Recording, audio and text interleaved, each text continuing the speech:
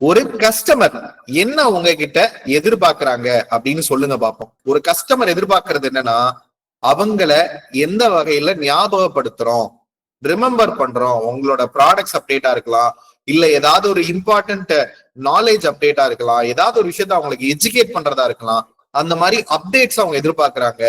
தென் அவங்கள எந்த அளவுக்கு கேர் பண்றீங்க, எந்த அளவுக்கு நல்ல விதமா நடத்துறீங்க, எப்படி ஒரு பெட்டரான எக்ஸ்பீரியன்ஸ் கொடுக்குறீங்க அப்படிங்கிறத அவங்க எதிர்பார்க்கறாங்க. சர்வீஸ் எல்லாம் தாண்டி இன்னைக்கு எக்ஸ்பீரியன்ஸ் வந்துருச்சு. ஓகேங்களா? அந்த எக்ஸ்பீரியன்ஸ் மேட்டர் ஆக்சுவலா.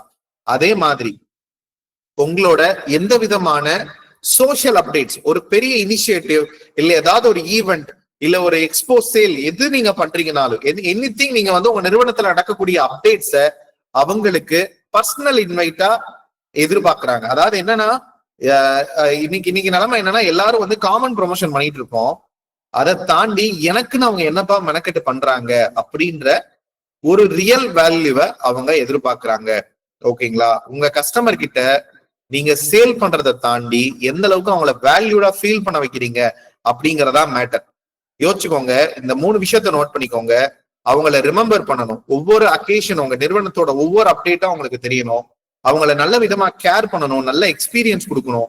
எக்ஸ்பீரியன்ஸ்ங்கிறது என்னன்னா, நீங்க ஒரு ப்ராடக்டோ சர்வீஸோ பண்றீங்க அப்படின்னா அதை அவங்க வாங்கி பயன்படுத்துறதுக்கு என்னென்ன மாதிரியான ஈகோ சிஸ்டம் சப்போர்ட்டட் சர்வீஸா அவங்களுக்கு கொடுக்குறீங்க அப்படிங்கறதா மேட்ரு.